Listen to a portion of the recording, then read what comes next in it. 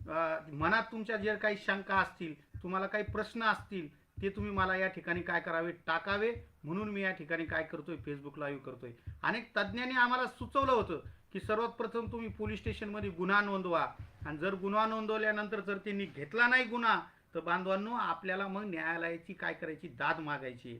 म्हणून तुम्हाला सांगतो, बऱ्याच बांधवांना तर हेच पटत नाहीये की आपल्यावर खरंच अन्याय झालाय काय आणि आपल्याला गुन्हा नोंदवता येतो का. अहो, जर तुम्ही साधी गोष्ट, एखाद्या व्यक्तीने तुम्हाला लिखित स्वरूपात काही वचनबद्ध दिलंय, जर ते तुम्हाला पाळलं नाही तर ती 420ची केस होती. त्यानंतर पुढं पहा बांधवांनो, 2016ला आपल्याला या ठिकाणी 11ला न देता 2016चा जो काही जी आर आहे, त्या जी आर नुसार या ठिकाणी आपल्याला म्हणजे जे काही आपले 1628 जे बांधव आहे, खऱ्या अर्थाने या प्रक्रियेत 60,000 बांधव आहे. 60,000 पैकी मला वाटतं फक्त 28,000 शिक्षक बांधवांना फक्त काय केलेलं आहे माहिती का, पहिल्या टप्प्यात त्यांनी अनुदान दिलंय. अजूनही 32,000 शिक्षक अनुदानाच्या प्रतीक्षेत आहे. मग आता ज्यावेळेस एखादी शाळा आहे, त्या शाळेवरचा एखादा शिक्षक 100%वर काम करतो, एखादा 20%वर करतो, एखाद्या बिचाराला पगारच नाही, त्या शिक्षकाच्या शाळेतल्या शिक्षकाचं मन तरी कसं लागेल काम करताना. आणि आज ही परिस्थिती आज प्रत्येक शिक्षकाची उद्भवलेली आहे. म्हणून तुम्हाला सांगतो, 2016 नंतर अजूनही 32,000 शिक्षकाच्या पदरात काहीच पडलेलं नाही. तरी आज बच्चू कडूंनी जे काही या ठिकाणी लाईव्ह IBN 18 लोकमतला जे काही शब्द दिलाय की यांचा प्रश्न मार्गी लागलाय 20%, आता इथून पुढे परत तुम्ही मला तुम्ही 20% देणार. आज अर्धी जिंदगी आमची गेलेली आहे. म्हणजे आज जर कोणी प्रश्न विचारलाय आम्हाला, तुम्ही शिक्षक आहात का, समोरून प्रश्न येतो बांधवांनो, तुम्ही फुल ग्रँडवर आहे का नॉन ग्रँडवर आहे का 20%वर आहे. म्हणजे ज्या विद्यार्थ्याला आपण घडवलंय, आतापर्यंत माझे अनेक असे विद्यार्थी आहेत, ते चांगल्या हुद्द्यावरती काम करतात. फक्त आपलं आणि तुमचं सर्वांचं चुकलं का, आपण शिक्षण व्यवस्थेवर खूप प्रेम केलं. आपल्याला शिक्षण व्यवस्था म्हणजे आपल्याला खरंच सांगायचं की शिक्षक हा 36 पिढ्या घडवणारा आहे, आणि शिक्षक हा इतका मोठा समाजात कुठलाच व्यक्ती नाहीये बांधवांनो. म्हणून मला तुम्हाला सांगायचंय की आता कडडून जागे व्हा. आम्ही अनेक कायदे तज्ज्ञांचा सल्ला घेऊन हे आंदोलन करतोय, आणि काही करायचं नाही आपल्याला. कुठल्याही प्रकारचं तुमच्यावरती गुन्हे नोंद होणार नाही, तुम्हाला त्रास होणार नाही. फक्त मी जो ड्राफ्ट तुम्हाला देईन, ज्या बांधवाला माझे विचार पडतील त्यांनी याच्यावरती फेसबुकवरती आपला व्हॉट्सअप नंबर मला टाकावा. त्या ग्रुपवरती मी लगेच हे फेसबुक लाईव्ह झाल्यानंतर मी तुम्हाला ती PDF फाईल टाकेल. तुम्हाला ती उद्या फक्त तिची प्रिंट काढायची आहे. तुमचं स्वतःचं नाव, त्या ठिकाणी तुमच्या ज्या बांधवाला तुमचे विचार पटतात त्या बांधवाचं नाव देऊन जवळच्या कुठल्याही पोलीस स्टेशनला जाऊन ते काय करायचं, पत्र द्यायचंय. असे महाराष्ट्रातल्या 36 जिल्ह्याचे पत्र एकत्र करून आपण काय करतोय, जनहित याचिका टाकतोय. आणि ज्यावेळेस ही जनहित याचिका टाकेल, त्यामध्ये हेच कलम असणार 420 की ज्या GR दिल्यानंतर तो न निभावणे, कारण ते महत्वाच्या IAS ऑफिसरची सहीने ते काय केलेलं असते, GR या ठिकाणी पारित केलेले असते, किंबहुना ते तयार केलेले असतात. ते एक विधेयक असतं छोटंसं. म्हणून त्यानंतर जी प्रक्रिया असेल बांधवांनो आपली, ती की ह्या 36 जिल्ह्यातले सगळे पत्र आपल्याला एकत्रित करून याचिका टाकायची. याचिका टाकत असताना दुसरा एक आपण उल्लेख करणार, 2016 मध्ये बहुतांश असे आंदोलन झाले. त्या आंदोलनामध्ये अनेक आपले बांधव शहीद झाले. आमच्या जालन्याचे जे गजानन या ठिकाणी खरात साहेब आहे, ते अन्नत्याग आंदोलनामध्ये जवळपास 8 दिवस उपाशी होते. त्यानंतर त्यांच्या पोटातील जी काही उपाशी असल्यामुळे त्याची जी काही प्रक्रिया आहे ती थांबली, आणि ते बांधव घरी येताच दुसऱ्या दिवशी काय झालं, त्यांना अटॅक आला आणि ते बांधव वारले. मग आता याला जबाबदार कोण आहे. त्यावेळेस त्या भगिनीला आज त्या आंदोलनात आल्या होत्या स्वतः पोलीस स्टेशनला केस करायला, त्यांच्या नावे आपण काय केलंय, अर्ज दिलाय. त्या बांधवाला न्याय कोणी द्यायचा. त्यांच्याकडं 2 मुली 1 मुलगा, आणि त्यातही अवघे मोल मजुरी करून. म्हणजे बांधवांनो, आज उद्या तुमच्या पत्नीवर सुद्धा ही वेळ येणार आहे. आज आता आपल्या पत्नीला जर आता भांडे घासायची वेळ पडली, या ठिकाणी धुणं धुवायची वेळ पडली, ते आपले छोटे मोठे 1-2 लेकरं ते कुठे साऱ्यावारा धावणार आहे. आणि आता परत कसं, म्हणजे मला तुम्हाला राग येत नाही का ह्या गोष्टीचा. अरे मी तर सांगतो बांधवांनो, मी लई लहान आहे. आता मी जस्ट माझी जॉईनिंग झाली, म्हणजे मला तर जाणीव नव्हती ही सगळी. पण आमच्या जालन्यातल्या काही बांधवांनी प्रकाश टाकला, आणि छत्रपती शिवरायांच्या विचाराने मी प्रेरित झालेला आहे. आणि जर आपल्यावर अन्याय होत असेल आणि आपण जो दूर करू शकत नाही, ते वर्गात कोणत्या तोंडाने आपण पोराला शिकवणार आहे की उठा जागे व्हा. आणि शिक्षण म्हणजे काय मार्क मिळवणे, नोकऱ्या मिळवण्याचे साधन नाहीये. शिक्षण म्हणजे आपल्यावर झालेला अन्याय दूर करता आला पाहिजे. बाबासाहेब आंबेडकर म्हणाले होते, शिक्षण हे वाघिणीचं दूध आहे आणि जो पिल तो गुरगुरल्याशिवाय राहणार नाही. अरे बांधवांनो, आपण तर शिक्षण दान देणारे लोक आहोत. मग आपण जर या ठिकाणी आपला अन्याय अत्याचार जर केला नाही, मी म्हणणार नाही की रस्त्यातल्या गाड्या फोडा, मी म्हणणार नाही की रस्त्यातल्या त्या ठिकाणी रस्ता रोको करा. आपण कायद्याची लढाई लढतोय. आपण शिक्षक आहे. आपल्याला ज्या या ठिकाणी शोभेल अशाच गोष्टी आपल्याला काय करायचे बांधवांनो या ठिकाणी करायचे. म्हणून 2016 नंतर जे जे बांधवांनी आत्महत्या झाली, अनेक बांधवांना आर्थिक संकटामुळे या ठिकाणी आत्महत्या करावी लागली. आमच्या शिंदखेड राज्याचे एक कांबळे नावाचे बांधव आहे. 5 महिन्यापूर्वी त्या बांधवांनी स्वतःच्या गळ्याला फाशी घेऊन काय केलं माहिती का, की अनुदान हे 12 भानगडी करण्याच्या पलीकडं त्याला वाटलं आपण शांत चित्ताने काय करू माहिती का, स्वर्गात जाऊ. त्या बांधवाला सुद्धा 2 मुली आहे बांधवांनो. आता मी त्यांच्या वडिलाला फोन केला होता आज की आम्ही जालन्यात असं असं तक्रार करतोय. तर ते स्वतः येत होते, पण मी म्हणलो थांबा, आम्ही तुमचं नाव त्या यादीमध्ये घेतोय. आमच्या जालन्यात 5 बांधव आणि महाराष्ट्रात आम्हाला ज्ञात असलेले किंवा आमच्या ओळखीचे 30 बांधव आहे. अरे जे बांधवाला आपण त्यांच्यापर्यंत पोहोचलोच नाही असे बांधव कितीतरी बांधव असतील मित्रांनो. त्यामुळं आपल्याला ह्या सर्व 30 बांधवांना एकत्र करायचंय आणि यांच्या मृत्यूचं कारण शासन आणि प्रशासन आहे. कारण कसं असतं, अजून तुम्हाला मी सांगतो, आमच्या जालन्यात बऱ्याच आमदाराकडे आम्ही काय केलं, निवेदन घेऊन गेलोय. चांगल्या चांगल्या आमदाराला शिक्षणातल्या संकल्पना माहीत नाही. जे काही 288 आमदार विधानसभेत आणि 78 आमदार जे काही विधान परिषदेत आहे, त्या आमदाराला काही समजत नाही. कायम अनुदानित धोरण काय आहे, प्रचलित काय आहे, 20% काय आहे आणि 40% कधी भेटणार आहे आणि कधी लागू झालं होतं आणि 1628 कोण आहे आणि 1-2 जुलै काय आहे, आणि भिन्न आहे ते याच्यापासून. बांधवांनो, आता तुम्हाला जागा व्हावं लागणार आहे. आता पेटून उठावं लागणार आहे. आणि मी खरंच या ठिकाणी हात जोडून तुम्हाला विनंती करतोय की तुम्ही जागे व्हा. आणि आता इथं जे काही 92 बांधव मला या ठिकाणी दिसतात, तुम्ही कृपया करून ती हे माझं फेसबुक लाईव्ह शेअर करा. अनेक बांधवांपर्यंत ते जाईल, त्यातले नंबर येईल आणि तुमच्या केसालाही धक्का लागणार नाही. आपण फक्त हे आजचं आमचं निवेदन आहे. बघा बांधवांनो, हे निवेदनामध्ये या ठिकाणी आम्ही जो काही कलम पडतात कायद्यानुसार त्यांच्यावर जी कारवाई करता येऊ शकते ती कारवाई केली आणि या ठिकाणी आम्ही काय केलेलं हे दिलंय. मग त्या पोलीस अधिकाऱ्यांनी मला गुन्हे नोंदवायचा अधिकार नाही म्हणून त्यांनी डायरेक्ट कलेक्टर ऑफिसला काय केलं, हे वर्ग केलेला आहे. मग कलेक्टर ऑफिसला वर्ग केल्यानंतर आमच्यावर का गुन्हे नोंद झाले का, आम्हाला का पोलिसांनी धरून ठेवलंय का? उलटा त्या अधिकाऱ्यांनी इतकं छान पद्धतीने आम्हाला सांगितलं, त्यांना इतकी सहानुभूती वाटली, त्यांना माहितीच नव्हतंय. आमच्या काही भगिनीने सांगितलंय की सर मी 2 वर्षांनी आता रिटायर्ड होणार आहे म्हणे आणि मी माझं योग पहा म्हणे, या ठिकाणी मी आता जवळपास 15 वर्षापासून काम करते. आता बांधवांनो, त्या बिचाराच्या डोळ्यात पाणी आलं. त्यांनी उलटा हा आम्हाला या ठिकाणी खूप छान ट्रीटमेंट दिली. त्यामुळे तुम्ही असं घाबरू नका की पोलीस स्टेशनला गेल्यावर गुन्हे नोंद होतील, हे करील, काहीही गुन्हे नोंद होणार नाही. आणि उद्या तुमच्या जर या ठिकाणी केसाला धक्का लागला, या विजय सुराशेला चौकात तुम्ही काय करा माहिती का, बांधान मला फाशी द्या. कारण मी आता काय झालेलं माहिती का, म्हणजे मला सहनच होत नाही. कारण मी तर लई शिक्षकी पेशेवर प्रेम केलेलं आहे. मलाही शाळेत जाऊन मुलांना शिकू वाटतं, पण आता हातात पुस्तक घेतलं की वाटतं की काय तू तू काय सांगतो पोराला तत्वज्ञान, तुला तुझं अजून पगार नीट घेता आला नाही आणि मुलांना काय सांगणार आहे आपण. म्हणून बांधवांनो, तुम्ही आम्हाला सहकार्य करा. आमच्या जालन्यातली जी काही टीम आहे, आमच्यात ना कोणी अध्यक्ष आहे ना उपाध्यक्ष आहे ना कोणी आहे. ज्याला काही नवीन संकल्पना वाटली त्या बांधवांनी काय करायचंय, या ठिकाणी पुढाकार घ्यायचा आहे. आता ही संकल्पना माझी होती की गुन्हे नोंदवले पाहिजे, याचिका केली पाहिजे. मग आता इथून पुढे ह्या गुन्हे नोंदायचं आणि याचिकेचं सर्व काम मी पाहणार.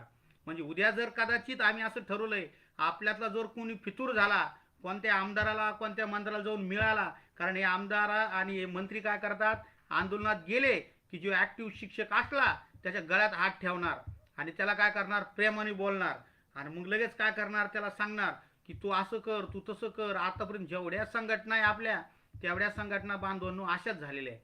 मग आम्ही असं ठरवलेलं आहे, जो संघटनेचा बांधव एखाद्या आमदाराला भेटला आणि आंदोलन मधीच जर त्यांनी रोखलं, पहिलं त्याच्या घरात जायचं आणि त्याच्या तोंडाला काळं फासून त्याला बादा मारायचं. आमचे 10 लोक हे काम करणार आहे आता इथून पुढं. त्यांनी मला सुद्धा सांगितलेलं आहे, सुराज सर तुम्ही का आता मॅनेज झाले आणि तुम्ही काय हे आंदोलनाचं थांबवलं तर तुम्ही पहा म्हणे, आता तुमची सोय आम्ही करू. कारण आता ते असं धाकच त्यांनी काय केलंय दाखवलेलं आहे पहा बांधवांनो.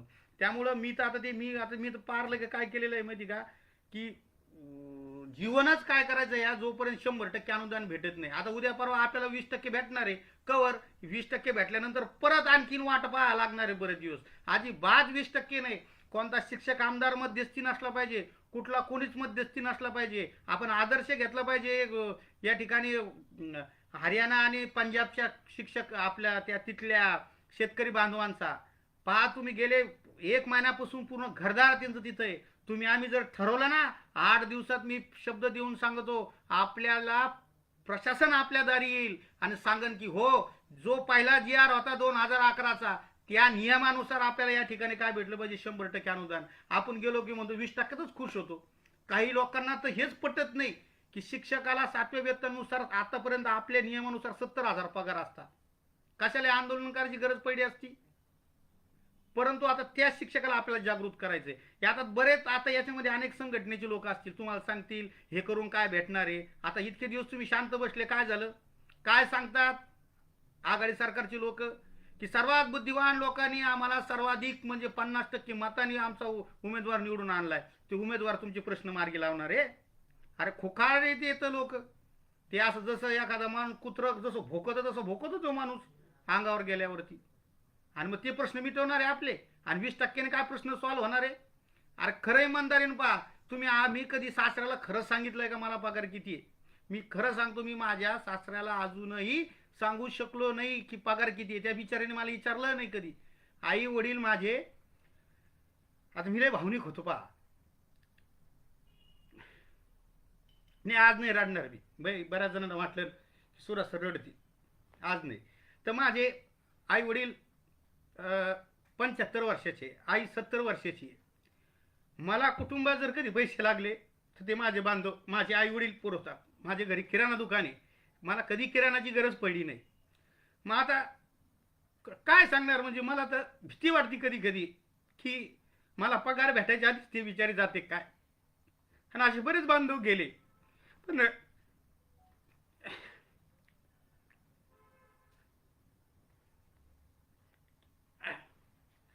मी रडणार नव्हतो, पण कसं आहे आता त्या आई वडिलांचं नाव घेतलं की माणसाला रडूच येतं. त्यामुळं आपण संघटित होऊ, आपण लढू. आणि 100%साठी बरं का, आता बस झालं 20% 40% नाही, आता आता 100%साठीच आपल्याला लढायचं आहे. म्हणून तुम्ही तुमचे नंबर द्या. फक्त एक साधं काम करायचंय, मी PDF तुमच्या नंबरवर टाकेल, तुम्ही त्याची बेस्ट एक प्रिंट काढा, तुमचे 2-3 जणांचे नावं टाका, एक नाव त्यांना द्या, एक प्रत तुम्ही घ्या, ती नंतर मला व्हॉट्सअपवर पाठवा. एकत्रित परत आपण कधीतरी एकत्र येऊ. आणि उद्या मात्र क्रांती झाली पाहिजे. उद्या मुख्यमंत्री, गृहमंत्री, राज्यपाल असे हादरले पाहिजे की अरे महाराष्ट्राच्या प्रत्येक पोलीस स्टेशन, नजीकचं कोणतंही पोलीस स्टेशन, फक्त तिथं दिल्यानंतर त्यांच्याकडून रिसिप्ट घ्या. हे असा शिक्का असतो त्यांचा, हा शिक्का घ्या. हा शिक्का या ठिकाणी आपल्याला काय करायचा, बांधवांनो असा नोंदायचा आहे. हा शिक्का नोंदवल्यानंतर या ठिकाणी तुम्हाला आपल्याला ते देता येईल, ते दाखवता येईल. आणि तुम्हाला जाणीव होईल की ह्या आंदोलनात मी प्रत्यक्ष काय माहिती का सहभाग घेतला. मला तुमचा नंबर द्या, तुम्ही एकटे गेले तरी चालेल, खूप सोयीस्कर एकटे जा. आज म्हणजे अक्षरशः माझ्या अनेक बांधवांनी मला विनंती केली की करू नका, काही करता का तुम्ही. आता मी म्हणलं त्याच्यामध्ये काही करता का, काय चाललं म्हटलं. आपल्याला न्याय मिळत नसेल तर आपण पोलीस स्टेशन न्यायालयात जातो. या सरकारने आपलं म्हणणं ऐकलं नाही. अनेक वेळा बांधवांनो आम्ही आमदाराकडे गेलो, आमदार घेते, मी तर म्हणतो 50% नाही, उगा 2-3 हुशार बांधवांनाच आपल्या अनुदानाचं समजतंय बांधवांनो, बाकीच्याला काही कळत नाही. नियोजन घेते ना, असे गट्टेचे गट्टे पडलेले. आता मध्ये आम्ही मंत्रालयात गेलतो, कोण विचारत नाही आपल्याला. आता आपल्याला मंत्रालयात नाही जायचं, मंत्रालय आपल्याकडे आलं पाहिजे. कसं येत नाही ते पाहू. आता आपण पण शिक्षक आहे, तुम्ही असं घाबरू नका. विवेकानंद किंवा आपले चाणक्य म्हणले होते, शिक्षक हा सामान्य माणूस नाहीये. तिने जर ठरवलं तर जगात क्रांती होणार आहे आता, आणि ती क्रांती आपल्याला करायची आहे, 100% करायची. आम्ही पूर्ण जालन्यातले आमचे सर्व शिक्षक बांधव तुमच्या सोबत. म्हणून तुमचा नंबर मला पाहिजे. जास्तीत जास्त बांधवांनी, परत आता 136 बांधव इथं आलेले आहे, कृपया करून ते शेअर करा, जास्तीत जास्त शेअर करा. तुमचं नंबर आणि जिल्हा पण टाका, म्हणजे जास्तीत जास्त त्या जिल्ह्याच्या बांधवाला मला एकत्र करून म्हणता येईल की हे तुम्ही एकत्र येऊन निवेदन त्या ठिकाणी द्या. आणि तिची एक काय घ्या, रिसिप्ट घ्या. काही होत नाही, काय नाही होत. तुम्हाला मी परत सांगतो की मी एक नावाजलेल्या खूप मोठ्या व्यक्तीच्या संस्थेतला माणूस आहे. म्हणजे आता ते काय मला काय काढून टाकणार आहे का नोकरीहून? ते म्हणणार आहे का? बिचारे कोणत्याही संस्था चालकाला वाटत नाही की आपला कर्मचारी काय राहावा त्या ठिकाणी, रिकामा राहावा किंवा त्याला पगार भेटू नये. आता आमच्या संस्थाचालकाने किती मदत केली तुम्हाला सांगतो. सातत्याने हात जोडे त्यांनी विधानसभेमध्ये की अरे तुम्हाला टळटळाट लागन म्हटले होते, पण तरी सुद्धा या लोकांना काही कळत नाही. म्हणजे खूप मी म्हणतो आपल्याला ना संस्थाचालकाच्या विरोधात ना मुख्याध्यापकाच्या विरोधात, आपल्याला संस्थाचालकाला घेऊनच बांधवांनो काय माहिती का या ठिकाणी लढावं लागणार आहे. कोणताही संस्थाचालकाला विश्वासात घेऊनच हे करायचंय. आता तरी तुम्ही मग आता म्हणता की मग आता मी उद्या माझ्या संस्थाचालकाला विचारतो आणि गुन्हा नोंदायला जातो, ती बिचारा कशी तुम्हाला परवानगी देते? तुम्ही म्हणायचं ना मी माझ्यासाठी नव्हतं गेलो, माझ्या पोटासाठी, माझ्या भविष्यातल्या याच्यासाठी. आज आम्ही फक्त 10 बांधव गेलो आणि मित्रांनो या ठिकाणी फक्त एक आमचे जवळचे पत्रकार आहेत त्यांना आम्ही सांगितलं की सर आम्ही असंच नोंदवतोय, आमचं थोडंसं मीडियात जर तुम्ही दिलं तर हे होईल. ते बांधव आमच्या सोबत आले, त्यांनी प्रत्यक्ष स्वतः पाहिलं सगळं. आणि मित्रांनो तुम्हाला सांगतो की IBN लोकमतनी मोठी दखल घेतली आणि आज बच्चू कडू साहेब डायरेक्ट या ठिकाणी आलेत. आता त्यावेळेस नेमकं आम्ही पत्रकार परिषद घेत होतो, माझ्या मोबाईलवर शूटिंग चाललेली होती, म्हणून आम्हाला ते IBN लोकमतच्या प्रमुखांचा फोन येत होता. नाही तर तिथंच मी बच्चू कडूला प्रश्न विचारला असता की बच्चू भाऊ तुम्ही सामान्य घरातले आणि तुमची पत्नी शिक्षिका आहे, तुम्हाला असं वाटत नाही का हो की शिक्षकाला अनुदान द्यावं? मग त्यांनी करोनाचं कारण सांगितलं. आता करोनात मध्ये तुम्ही करोनाच्या काळात तुम्हाला बसायला 4 व्हीलर घेता, लाखो करोड रुपयाच्या गाड्या घेता आणि आमच्या शिक्षकाची काय पाप केलेलं आहे का आमच्या पगाराच्या वेळेस तुमच्याकडे पैसे नसते? आणि तुमच्यासारख्या संवेदनशील जर आमदारांनी मंत्री झाल्यावर जर आमच्याकडे नाही पाहिलं तर लोक विश्वास कोणावर ठेवतील उद्या? अरे तुम्ही तर झटायचे ना आमच्यासाठी, मी असं विचारणार होतो त्यांना. पण ते माझं बॅड लक की मी त्या पत्रकार परिषदेमध्ये माझ्याच मोबाईलवर आमच्या विद्यार्थ्याला समजलं नाही. ते तर बांधवनो आणि नाही त्यांची ना आपली गाठ होणार आहे ना परत, ती होणार 100%. मी नाही जाणार मंत्रालयात कधी आता. आणि मुख्यमंत्र्याला जर मुख्यमंत्रीच आले पाहिजे याच्यावरती आणि मुख्यमंत्रीच म्हणले पाहिजे की तुम्ही गुन्हे नोंदवायचं काम बंद करा. आता ही फक्त शिक्षण खात्यातल्या व्यक्तीवरती गुन्हे आहे बांधवांनो, याच्यामध्ये ना मुख्यमंत्री उपमुख्यमंत्री आहे. पुढच्या टप्प्यात कुणाला सोडायचं नाही. मग आता हे पहिल्या टप्प्यात आपल्याला न्याय. आणि मी परत सांगतो माझा जीव गेला तरी चालेल, पण फक्त 20% घेणारच नाही, 100% त्या 2011च्या नियमानुसारच आपल्याला काय करायचं, लढायचंय. म्हणून बांधवांनो तुम्ही तुमचा नंबर द्या, तुमचा जिल्हा द्या आणि उद्या मी आपलं मराठवाड्याचं जे काही केंद्र आहे औरंगाबाद, त्या औरंगाबादमध्ये मी स्वतः येतोय. माझे अनेक असे DED BED चे विद्यार्थी आहे की जे या कायम अनुदानित तत्वाच्या शाळेवर काम करतात.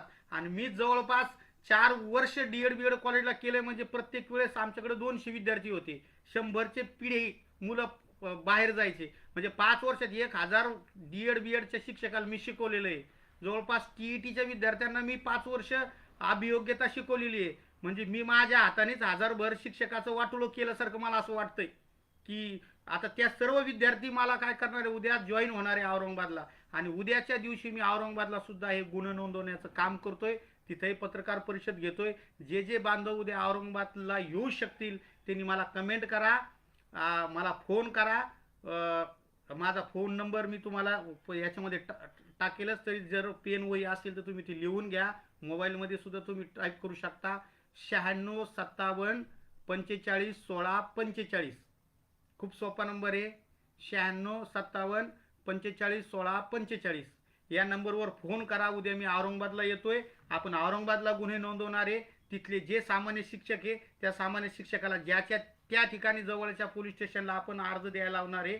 आणि असा हे करत असताना अंतिम आपले जे जिल्हे झाले हे आपण 5-6 दिवसात पूर्ण महाराष्ट्रातले 36 जिल्ह्यात आपण काय करतोय, जातोय. आणि माझ्याकडे असे बरेच असे बांधव आहे की ज्या बांधवांनी मला अनेक फेसबुक लाईव्ह मध्ये किंवा झूम मीटिंग मध्ये या ठिकाणी काय केलंय, स्वतःचं नाव नंबर दिलत आहे. मग याच्यामध्ये मुरलीधर चव्हाण असेल, विठ्ठल जाधव असेल, तन्वीन सुलतानी असेल, दुर्दंग सुंदर सर असतील, शिंदे सर असतील, वाघमारे सर असतील, चाणक्य सर असतील, असे 100 शिक्षकांनी मला नंबर दिलेले की सर आम्ही तुमच्या सोबत आहोत आणि तुम्ही जिथं जिथं काय जे करायचं असेल, आता बस झालं अनुदानासाठी. आणि खास करून नाशिक जिल्ह्यातून तो खूप मोठा काय होता मध्ये का सहभाग होता, त्यांचं खूप मोठं सहकार्य होतं, ते बांधव सुद्धा करणारे. आणि अशा 100 बांधवांची काय लिस्ट आहे, ह्या बांधवांना सुद्धा मी आता ती PDF पाठवणार आहे. आणि तुमचं नाव टाकायचं, ना विजय सुराशेचं टाका ना कुणाचं टाका.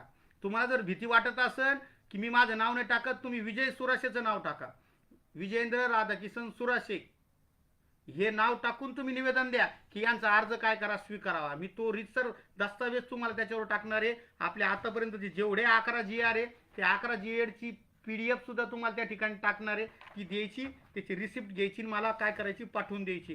तुम्ही बघा आपल्याला अनुदान भेटतं का नाही भेटतं. 100% अनुदान भेटणार आहे. काही बांधव त्या ठिकाणी म्हणतील की काय उपयोग होणार नाही, पण बांधवांना तुम्ही करा, उपयोग होणार. आपली दखल घेतली की नाही. आज या ठिकाणी बच्चू कडू लाईव्हवर आले, उद्या मुख्यमंत्री म्हणतील, आणि ते पण संवेदनशील आहे. आज ते तर स्वर्गीय बाळासाहेब ठाकरेंचे चिरंजीव आहे. आज जर बाळासाहेब असते तर बाळासाहेबांना जर कळलं असतं ना की विनाअनुदानित शिक्षक रस्त्यावर आलाय, अहो त्यांनी तर त्यांच्या पदरचे पैसे दिले कलावंताला, शिक्षकाला त्याच्या याच्यासाठी. तर हे शासनावर असताना ते म्हणले असते की उद्धव सगळ्यात पहिले शिक्षकाचं जे सरसकट 100% अनुदान द्यावं. त्यांना जाणीव करून देत नाही कोणी. उद्धव साहेब असतील, अजितदादा असतील, हे PA किंवा हे त्यांचे सचिव काय सांगतात की साहेब अनुदानात देण्यासाठी 4000 कोटी रुपये लागणार आहे, कुठून देता 4000 रुपये कोटी, आपण थांबू, काही करत नाही शिक्षक, यांच्या वाचून काही होत नाही. आणि आता तुम्ही जेवढं मतदान केलंय भरसोर, त्यांना तर पूर्ण खात्रीच झालेली आहे की आता हे शिक्षक आपल्याच बाजूने आहे. आता माझ्यासारख्याला ते म्हणतील येडं आहे. हो, ते ते येडेच असतात की येडेच क्रांती घडवत असतात. म्हणून बांधवांनो तुम्ही पहा या ठिकाणी की मुख्यमंत्री सुद्धा आपले प्रश्न 100% सोडवणार आहे. फक्त त्याच्यासाठी आपल्याला संघटित व्हावं लागणार आहे. त्यानंतर बांधवांनो पहा की मी उद्या औरंगाबादला येतोय, आणि औरंगाबादला आल्यानंतर उद्या परत फेसबुक लाईव्ह आपण करू, आणि परत पुढच्या जिल्ह्यात, म्हणजे उद्याचा पूर्ण औरंगाबाद जिल्ह्यात प्रत्येक ठिकाणी प्रत्येक पोलीस स्टेशनला ज्या ज्या बांधवाला जाता येईल त्या त्या बांधवाने जायचंय. त्याच्यानंतर याच्यावरती अनेक वेगळ्या जिल्ह्यातले जरी बांधव असतील तर त्या बांधवाने सुद्धा नंबर द्या. तुमच्या जिल्ह्याचं नाव नाही टाकत आहे पहा बरेच बांधव. गाडेकर सर तुमचा जो काही, पवन गाडेकर सर तुमचा जो काही जिल्हा आहे त्याचं नाव टाका. या ठिकाणी पहा संदीप खेडेकर सर तुम्ही अगदी बरोबर बोलले आणि तुमचं नावच नाही टाकलं. घाबरू नका ना तुम्ही, अजिबात घाबरू नका. त्या ठिकाणी पहा मद्रे सरांनी जिल्हा नाही टाकला, मग आता मला कसं कळन ती तुम्ही कुठं जाणार काय करणार. अनेक बांधव एकत्र येऊ शकते. त्यानंतर पहा या ठिकाणी संजय देशमुख सर यांनी जिल्हा टाकला बुलढाण्याचे, पहा ते सर सुद्धा तयार आहे असे म्हणताय. तुमच्या बुलढाण्याचे सर जे काही कांबळे सर आहे त्यांनी आत्महत्या केली. आज त्यांची आर्थिक परिस्थिती आहे, त्यांचे वडील 60-70 वर्षाचे आहे, आणि खूप मोठी माहिती का त्या बांधवाला न्याय मिळवून द्यायचा आपल्याला. जे काही 30 बांधव वारलेले आहे सर्व्हिसमध्ये असताना, मग त्या सर्व्हिसमध्ये असताना मग तुम्ही तर आम्हाला GR दिलता, मग त्यांच्या पत्नीला तुम्ही का रुजू करून घेत नाही कुठल्या शाळेवर किंवा कुठल्या याच्यामध्ये. आता अनेक ठिकाणी विविध पदाच्या जाहिराती येणार आहे. त्याच्यासाठी आमच्या शिक्षक बांधवांसाठी, त्यांच्या पत्नीसाठी, त्यांच्या मुलासाठी तुम्ही पहिले जागा राखीव करून ठेवा. कारण एकीकडे ते दिल्ली सरकार जागतिक लेवलचं या ठिकाणी काय करते, प्रशिक्षण देते त्यांच्या शिक्षकांना, पेमेंट देते, आणि त्या ठिकाणी त्यांना ते या ठिकाणी येणार. आपलं महाराष्ट्र सरकार, अरे ज्या मातीमध्ये अख्ख्या देशाला शिक्षणाचं बीज, शिक्षणाचं काय महत्व इथल्या समाज सुधारकांनी सांगितलं, आणि त्या शिक्षकावर ही वेळ येते. मग दिल्लीचं थोडंसं काहीतरी बोध घ्यावा या ठिकाणी मला वाटतं महाराष्ट्र शासनाने, महाराष्ट्र सरकारने. 4000 कोटी, अरे घ्या ना कर्ज, नाहीतर तुम्ही कर्जच काढे. आज महाराष्ट्रात प्रत्येक बालक जन्माला आल्यावर त्याच्यावर जवळपास 40 ते 50 हजाराचं काय कर्ज होणार आहे. मग तुम्ही तुमच्यासाठी गाड्यासाठी कर्ज घेता आणि आमच्या अनुदानासाठी काय घेत नाही. काय साधी गोष्ट आहे ती. आणि मला तर दुःख याचं वाटतंय की आघाडी सरकारचीच अर्ध्या शाळा आहेत, राष्ट्रवादी असेल, काँग्रेस असेल, काही वाटत नाही तुम्हाला का आपलाच कार्यकर्ता, आपला जवळचा माणूस या ठिकाणी काय करतोय बिना वेतने. 2004ला मोदी सरकार आलं, त्यानंतर जे काही परिवर्तन झालं याच्यामध्ये शिक्षकाचा खूप मोठा वाटा आहे. शिक्षक काय करू शकतो ना ते बघा तुम्ही. शिक्षक आमदार 2 पडलेत, तिथलचे काय म्हणू आपण त्याला, अपक्ष आमदार त्या ठिकाणी निवडून आले, कुठल्याच पक्षाचे आमदार नाही आले. आणि ह्या दोन्ही आमदाराला सांगायचे आता तुम्ही झटले नाही, तुम्ही जे आलेत याच्यासाठी आले की आधीच्या आमदारांनी काही काम नव्हतं केलं. आणखी नाही 1 वर्षांनी काय माहिती का बांधवांनो, शिक्षकाची काय माहिती का त्या ठिकाणी निवडणूक आहे, ते सुद्धा तर तिथं फेसबुक पार लगे हिरोच येते. काही असलं का फेसबुकवर टाकते, छोटं असलं फेसबुकवर टाकते. पण ते असे म्हणले का की जोपर्यंत शिक्षक बांधवाला 100% अनुदान येत नाही तोपर्यंत मी उठतच नाही. मी त्या नाही म्हणलो होतो ना, की साहेब आम्ही न्यायालयात जाणार आहे, तुम्ही आम्हाला मदत करा. तर ते हो हो हो म्हणले, काही मदत केली नाही त्यांनी. आता आम्ही त्यांना चान्स दिलता. ते जर म्हणले असते सुराज सर तुम्ही या, तुमची कमिटी या, आपण न्यायालयात कसं जाऊ, अरे आम्ही तुमचा प्रचार केला असता साहेब. पण आता तुम्ही तर आम्हाला या ठिकाणी येड्यात काढ्यासारखं केलं. आता आता शिक्षक बांधव काय म्हणजे काय जागृत झाले, ते नक्की धडा शिकवणार यावेळेस. हो. पण आता हे किती वेळेस चालणार बांधवानो? नवीन शिक्षक आला का तो काय करणार, आश्वासन देणार, त्यानंतर त्याला आपण निवडून देणार, तो दुसरा येणार, ते आपापलंच पाहणार आहे. आता काय करायचंय, 100% जोपर्यंत होत नाही तोपर्यंत आपल्याला मागं हटायचं नाही. बऱ्याच बांधवांनी या ठिकाणी आलेले, बरेच बांधव या ठिकाणी आपलं नाव नंबर टाकताय. या ठिकाणी संदीप सर, खेडेकर सर, तुम्ही अजूनही तुमचा नंबर नाही टाकला. 32 या शिक्षक बांधवाला लाईव्ह असणाऱ्या विनंती हात जोडून शेअर करा, तो व्हिडिओ शेअर करा. आपल्याला उद्या संध्याकाळी म्हणजे असं झालं पाहिजे. आणि तिथं तुम्ही गेल्यानंतर आवर्जून 1-2 पत्रकाराला सांगा, तिथं तुम्ही बाईट द्या. बाईट देत असताना ते सांगा, आज आमची आर्थिक संकट इतकी बिकट आहे की आमच्या महाराष्ट्रातल्या 30 शिक्षकांनी सर्व्हिसमध्ये असतानाच काय माहिती का, त्यांनी मरण पत्करलं, पण हे आता नको. म्हणजे एक तरुण 50च्या आतला माणसाने गळफास घ्यावा शिक्षकांनी. बुलढाण्याची गोष्ट आहे, कांबळे नावाचे, त्यांच्या वतीनंच आपण हे याचिका टाकतोय. मग याला जबाबदार कोण आहे बरं? यांच्या उद्याच्या लेकरा बाळाचं काय आहे?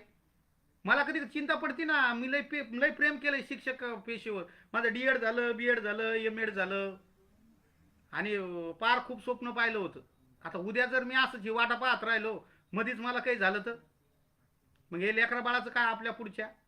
मी ह्या 3 शिक्षकाच्या किंवा जे काही आता आणखीन बरेच नावं द्या तुम्ही, तुमच्या इथं जर कोणी असे बांधव असतील की सर्व्हिसमध्ये असतानाच वारले, त्यांच्या पत्नीला समायोजन करून घेतलंच पाहिजे शासनाने, आणि 100%च अनुदान द्यावं. कारण शिक्षण जोपर्यंत तुम्ही देत नाही, चांगले दर्जेदार शिक्षण मिळत नाही, चांगली पिढी कशी घडन आणि कसा महाराष्ट्र मोठा होईल? आणि आपण तर म्हणतो आपण पुरोगामी महाराष्ट्रात राहतो, आणि सरकारही पुरोगामी महाराष्ट्राचं आहे. मग आता पुरोगामी विचार फक्त निवडणुकीपुरतेच आहे का? पुरोगामी विचाराचा तर खरा तो आहे वैज्ञानिक दृष्टिकोन. अरे शिक्षकाला जर तुम्ही अनुदान दिलं नाही, शिक्षकाला जर तुम्ही या ठिकाणी न्याय दिला नाही, तर पुरोगामी महाराष्ट्र कसा होईल? आणि कसं ते बीज रोवले जातील? का प्रत्येक सरकारने यावं, आपापले धोरण सांगावे, धोरण बदल करावे, आणि जे होईल ते पाहावं. आता आम्ही बीजेपी सरकार काय गेलं किंवा त्यांना काय या ठिकाणी जावं लागलं, आणि विनोद तावड्याचं तर पहा तुम्ही काय केलंय. आता ते सुद्धा मला वरच्या ताईला सांगायचंय की तुम्ही एक स्वतः शिक्षक आहे, तुम्ही म्हणलं पाहिजे मला, अहो डोक्यावर घेतील तुमच्या, आम्ही देवघरात असे फोटो लावून पूजू दररोज, परंतु तुम्हाला ताई लक्षातच आहे ना आमची हे. तरी अजून तुम्ही म्हणते 20% देणार जानेवारी फेब्रुवारी मध्ये, आणि मागचा 18 महिन्याचा पगार जो आमचा कापला तो. अरे कसं काय बाबा, मला सांगताय कसं सांगावं या सरकारला की तुम्ही ना कोणत्या मंत्र्याचा पगार कापला, ना कोणत्या या ठिकाणी अधिकाराचा पगार कापला. अरे आमचा पगारच किती होता, ते फक्त 20%चा 12,000, काही प्राथमिकचा तर बाबा 9,000च, आणि तुम्ही तो सुद्धा कापून टाकला. आणि ज्याचे 1.5-1.5, 2-2 लाख पगार आहे त्याचं काहीच नाही. म्हणजे मला तर ते कधी कधी असं, आपण गप्प बसतो म्हणून ते अन्याय करते. ते म्हणतात ना की अन्याय करणाऱ्यापेक्षा अन्याय सहन करणारा जास्त दोषी असतो. हो आपण दोषी आहे. आता सुधरू, चूक सुधारायची बांधवांनो. तर आता खूप वेळ होतोय, बोलतोय. फक्त उद्देश हा होता की प्रथम सर्व महाराष्ट्रातल्या पोलीस स्टेशनला या ठिकाणी आपण काय करतोय, FIR नोंदा म्हणून या ठिकाणी विनंती पत्र देतोय. ते काही नोंदवणार नाही, परंतु तो गट्टा घेऊन आपण जनहित याचिका टाकणार आहे. त्याच्यामध्ये कलमा असणार आहे बांधवांनो. तुम्हाला सांगतो की कोणत्या कलमानुसार काय केस होती. म्हणजे GR काढून ते ठराविक वेळेत तुम्ही अनुदान न दिलं म्हणून 420 ची केस करता येते. सर्व इथून तिथून शिक्षण अधिकाऱ्यापासून तर शिक्षण मंत्री, शिक्षण सचिवाला आपल्याला धाऱ्यावर धरता येतं. आणि हे धाऱ्यावर धरणार आपण तशी ग्रेट वकील लोक या ठिकाणी कामाला लावलेले. त्यानंतर बांधवांनो त्या ठिकाणी आपण 299 आणि 301 आणि 306 नुसार काय आहे की तुम्ही अशी परिस्थिती निर्माण केली की ज्यामुळे आम्हाला मरण पत्करवलं, त्याला आपण सदोष मनुष्य वधाचा गुन्हा म्हणतो. हे गुन्हे सुद्धा आपल्याला नोंदता येऊ शकते. अनेक बांधवांच्या पोस्टमॉर्टम मध्ये हार्ट अटॅक आलेले आहे. अनेक बांधवांनी आत्महत्या करताना मी विना वेतन आहे, मला संस्था चालकाने वेतन दिलेलं नाहीये, माझा पगार ते आता करीत नाहीये म्हणून चिठ्ठ्या लिहून ठेवलेल्या आहे. त्या चिठ्ठ्या त्यांचे पालक त्यांच्या नावाने हे याचिका करायची, ही विजय सुराशाच्या नावाने नाही करायची. ते लोक तयार आहेत आमच्या जिल्ह्यातले, म्हणून तुमची साथ पाहिजे फक्त. आणि आम्ही जे काय करतोय, आता मी उद्या औरंगाबादला चाललो, काय मला आता घरी बसता येत नाही का शांत? मी तर अपंग आहे बांधवांनो, मला चालता येत नाही. म्हणजे तुमचं म्हणजे नेतृत्वच अपंग माणूस करायला आहे. तुम्ही थोडासा जागृत व्हा थोडंसं, की एक अपंग माणूस करू शकतो, आपण का करत नाही? माझी मिसेस सतत रात्र दिवस आज दिवस झाले बिचारी, मी तर आणखी जेवण केलेलं नाही सकाळपासून, ह्याच कटमटीत आहे. याला बोलून कर, त्याला फोन कर, त्याला फोन कर. तुम्हाला पुढाकार घ्यावा लागेल. एकदा आग पेटली का सगळे शेकाटायला येत असतील, सगळे शेकायला येणार आहे, सगळं मोठं आंदोलन होणार आहे. फक्त तुम्ही काय करा, मला फक्त असे विवेकानंद म्हणले होते बा, give me the 100 Nachiketa, I can change the world.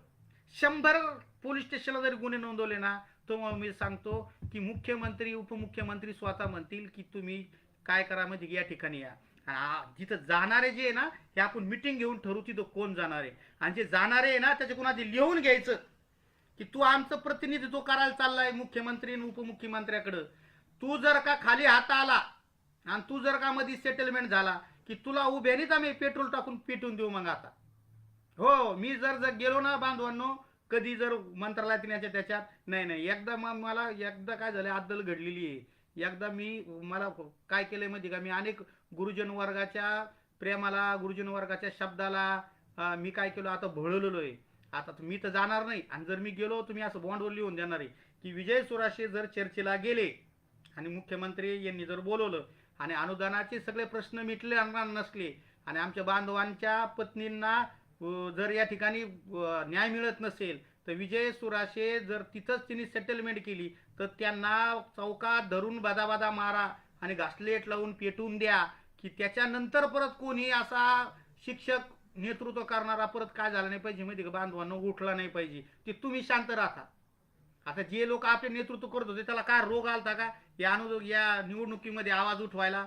तर यांनीच आधीच जाऊन लगे काय केले, हे आमचा तुम्हाला पाठिंबा, हे आमचा तुम काऊन उभा नाही राहायला लागले? ते माझ्यासारखा अपंग माणूस, एका सामान्य कुटुंबातला माणूस उभा राहतो, ते का नाही येऊ लागले? त्यांचं ठरलेलं आहे. पण योगायोगाने ज्यांनी पाठिंबे दिले तेच पडले, म्हणून आता तोंड नाही दाखवायला त्यांना. पण तरी सुद्धा आता त्यांनी त्यांची चूक कबूल केलेली आहे. त्यांना सुद्धा आपण सामावून घेऊ, कारण त्यांच्याकडे अनुभव आहे. त्यांना माहिती आहे की कसे गळ्यात हात घालते आणि कसं गोड गोड बोलते. त्यामुळे नाही का आता आपण गोड गोड नाही बोला. म्हणून मी जातानाच काय केलंय, गुन्हे नोंदवून गेल्यानंतर ते थोडी गोड बोलणार आहे. आता याच्यामध्ये सगळ्यात महत्वाचा प्रश्न कुणाचा आहे, परत जे काय आपले अघोषित आणि घोषित बांधव आहे त्यांचं लयच अवघड आहे. आणि मी त्याच्यामध्येच येतो बांधवांनो, म्हणून हे सगळे आग आम्हाला लागलेली आहे की उद्या 20-40 झाल्यावर अनेक बांधव शांत बसणारे, की खुशी मानणारे, की 12-24 भेटणारे, त्याचं घरदार चालणारे. पण हे बाकीच्याचं काय व्हायचं की 60 पैकी 28,000 लोकच आता सध्या काय माहिती का, 1628 आणि 1-2 जुलै हे 28,000 शिक्षक बांधव आहे. 32,000 शिक्षक अजून सुद्धा काय माहिती का, याची 2011 पासून काय करतात, प्रतीक्षा घेतात. यांचं काय? म्हणून तुम्ही जरी ते घोषित मधले असेल तर मला आवर्जून सांगा, त्याची एक जबरदस्त टीम करावा लागणार आहे. की आता हे फेब्रुवारी जानेवारी मध्ये 20चं चॉकलेट भेटणार आहे. आता काही बांधव तेच सगळेच बसणार आहे, त्यांना मजा वाटणार आहे. आता त्याच्यात कारण काय आहे, काहीची आर्थिक परिस्थिती बरी असती, काहीचे दुसरे उद्योगधंदे असते, काहीचे कोचिंग क्लासेस असते. म्हणून हे काय लय मोठं प्रॉब्लेम आहे आता बांधवांनो. तर या ठिकाणी मी आता थोडेसे कमेंट वाचतो. फक्त विनानुदानितच नाही तर सर अनेक पात्रधारक असूनही नोकरी पासून वंचित. हो बांधवांनो, मी TETचाच मास्तर आहे. मी तुमच्यासाठी सुद्धा आधी आता हे मास्तर लोकांचं सुद्धा बघू आणि तुमच्या सुद्धा नक्कीच याच्यामध्ये विषय घेऊ आम्ही, की शिक्षकाची सुद्धा भरती करा. ती भरती तुम्ही MPC कडे द्या. अरे काय शोकांतिका आहे, तावडे साहेबाला साधं कळत नव्हतं. सेटनेटच्या भरतीवर अभियोग्यतेचा पेपर घेतला. त्या पेपरमध्ये त्यांनी शिक्षक भरती कशी केली माहिती का, एकच पेपर घेतला. आता उदाहरणार्थ मी इंग्रजी शिक्षक आहे आणि मला जर ज्युनियरला काम करायचं असेल तर मला अभियोग्यतेला जवळपास 100 मार्काचं गणित आणि बुद्धिमत्ता होतं. अरे तुम्हाला गणित इंग्रजीचं टाकणं, आम्हाला कसं गणित सोडता येईल? मी ते आधीच लहानपणी आर्ट करून घेतलं होतं की मला गणित आणि विज्ञान येत नाही. मग तुम्ही मास्तर 12वीला 11वी-12वीला तुम्ही इंग्लिश घ्यायला लागले आणि त्याला गणित विचारावं लागले. काय बाबा, त्याच वेळेस याची का टाकायची होती मला. पण ते कसं होतं, त्यात ते राहून गेलंय. त्याच्यानंतर एक सर म्हणतात, पहा परमेश्वर सर मी उद्या गुन्हा दाखल करतोय, माझ्या व्हॉट्सअपवर टाका. सर तुमचा गडचिरोली तुमचा नंबर द्या. मेश्राम सर परमानंद मेश्राम सर तुमचा नंबर द्या.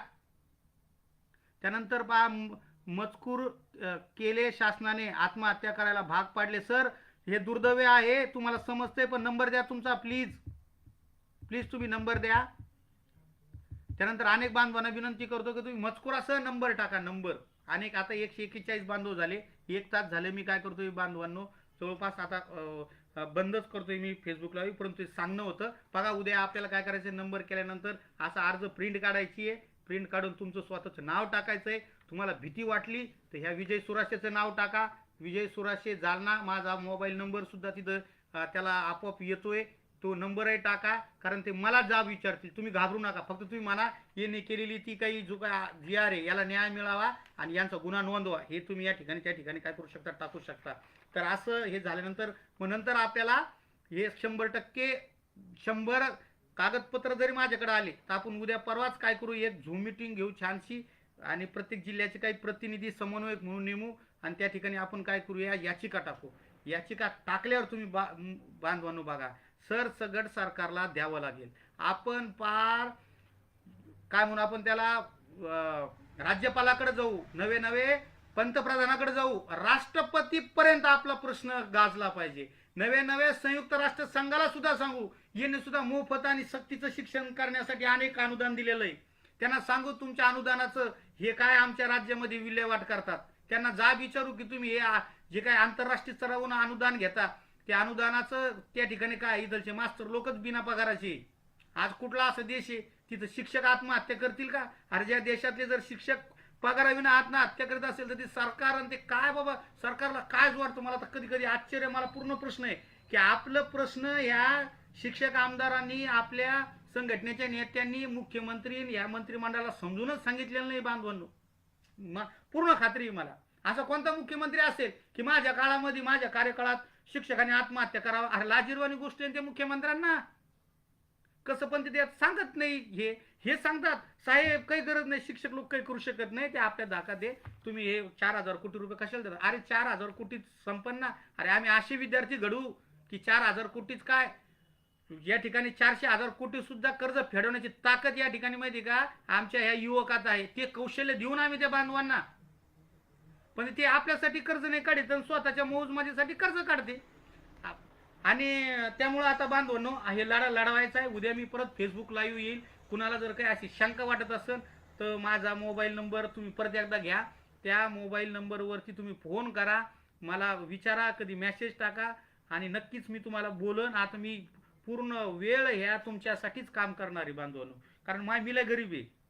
आता परत कोणता धंदा टाकू, मी शिक्षक आहे, मला ना शेतीत काम करता येतं ना काही. कोचिंग क्लासचे असे वांदे झालेले आहे की मी इतका काय म्हणते त्याला, आमच्या जालन्यामध्ये कोचिंग क्लासला परवानगी नाही, तुम्ही सगळ्या गोष्टीला परवानगी दिली, म्हणजे येऊन जाऊन त्या शिक्षकाचंच वर येऊन टेपलेत सगळे.